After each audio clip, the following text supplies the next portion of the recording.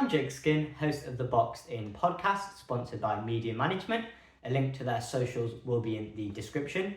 In the third episode of the podcast, I was delighted to be joined by amateur boxer from Steffyville's gym, Courtney Bond.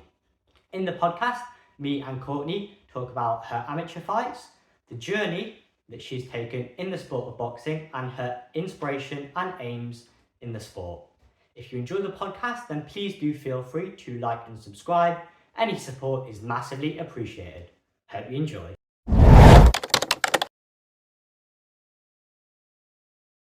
Hi, I'm Jake Skin. Welcome to the Boxed In podcast, and in this episode, I'm delighted to be joined by Courtney Bond. Courtney, how are you? I'm really good, thanks. How are you? Good.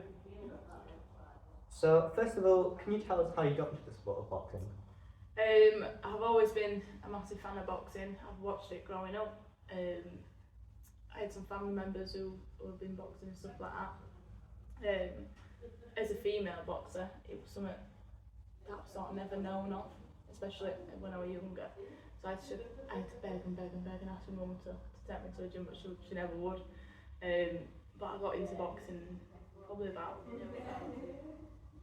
13, 14. Went to a gym, and then from there I just fell in love with it.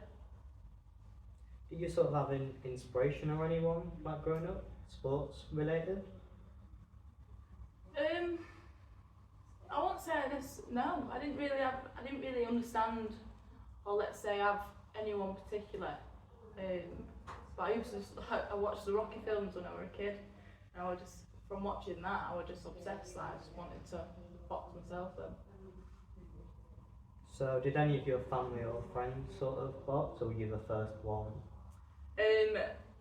Well, my brother used to go to boxing, but he never actually actively boxed. He just used to go and box. But no, that were it really. Do you have a first memory in sport? I have a few memories. My first proper memory of boxing were my first ever spar being younger, but it wasn't a great spar, so it wasn't really a good experience for me. But I've got lots of memories in the sport that have been good experience. So Yes, obviously, sort of talking about that spar. Was that sort of, obviously you took a bit of time away from the sport after that? Was that a difficult decision to make as such? At the time, no, because I was so young. I had the spar, it were a bad spar. Took the time away and decided to do other things, decided to drink alcohol, party, all that sort of stuff. So I had that sort of lifestyle. So I had the time to be young and a teenager and all that sort of stuff. And then it's coming into an adult, that's when I decided, matured a little bit, like, right, okay, what do I enjoy, what do I want to do as a career? Boxing. It's always been boxing, so why not now? So yeah, that were it really. It was just sort of a knock on head, so I had my time out and now I'm back in.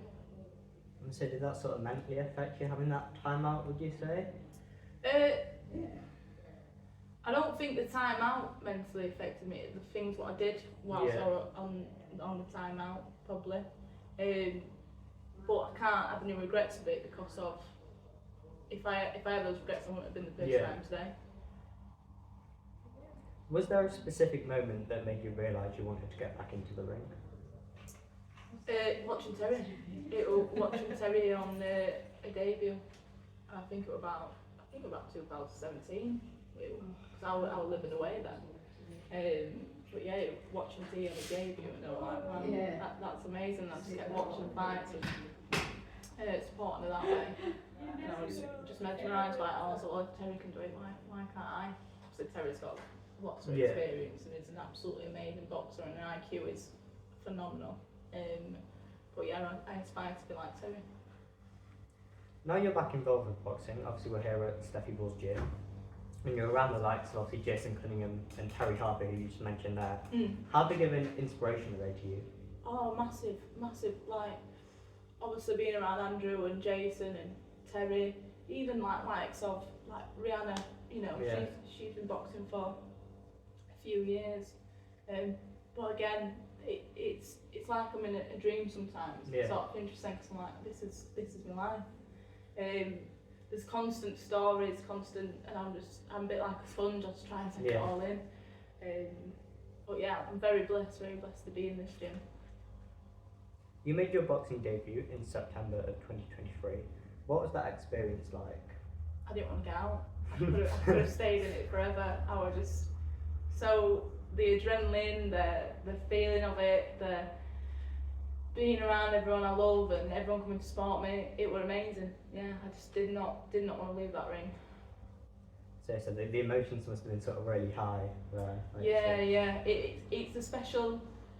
It's definitely a special fight to me, that. Yeah, I think my first one will always be probably the most special until like I have a lot bigger fights, but it was one of them things where I really wasn't supposed to box, or I had a lot of people not believe in me or said that I shouldn't do it, and I sort of got in and proved them wrong. Yeah. So that's why it's such a special fight to me, that. Is that part of your motivation, trying to prove people wrong, or? No, not necessarily. You know, I sort of motivate myself and keep myself disciplined. People really don't matter anymore. I think people always try and have an opinion, and it's because they can't necessarily do it, or it's too big of a dream for them. But for me, I'm not really interested in what other people think. I'm more interested on what I think and what I want to do. So you recently had your second fight. Yeah. How did your second fight compare to your debut that we just previously mentioned? The girl I boxed was very experienced, a little bit bigger, a little bit longer range, so it was like sort of trying to make my way in. But no, again, really enjoyed it. A lot bigger venue, a lot more people coming to support me, and I was absolutely knackered. But it was brilliant. I won't change anything about it. A lot of lessons learnt as well, so it's just gathering as much experience as possible in amateurs. That's my plan. I'm wanting to turn professional in the future, and I'm only going to be able to do that through learning, through boxing, through the amateurs. And so anything sort of specific that you have learned in those two fights? Keep my guard up. that's probably your best one. No, there's like lots of little things. I want to improve on everything. I want to learn on everything. I want to be at best at my category. So there's always things to improve on.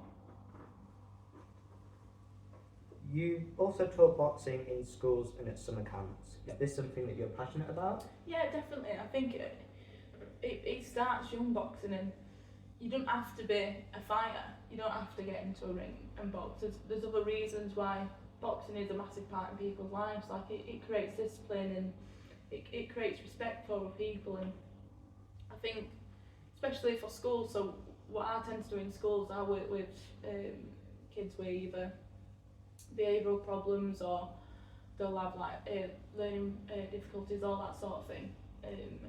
And it just sort of, it keeps it separate from the school. It creates a little bit of fun. It gives like a bit of a reward system for the kids.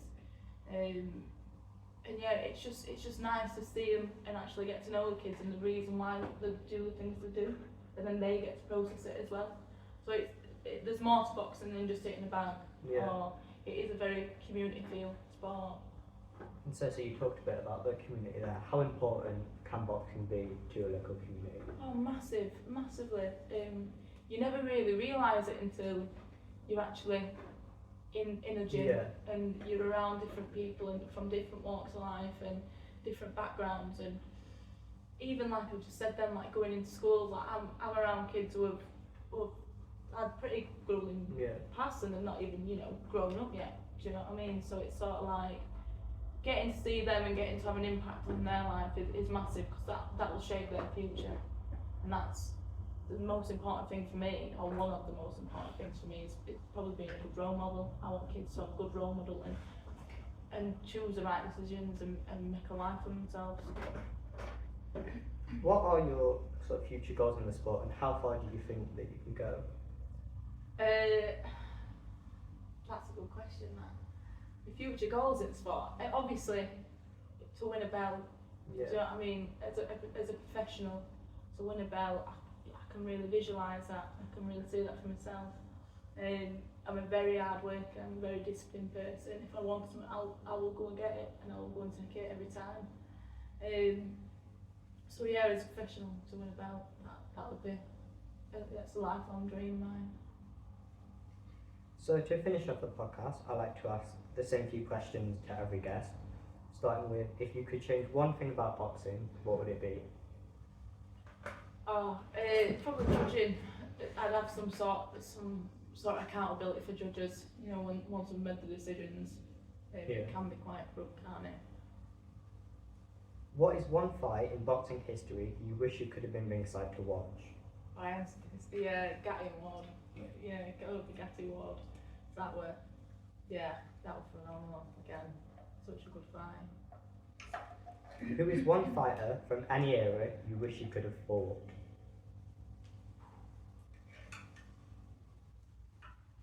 I'll fight anyone. Anyone? I'll fight anyone. I don't mind.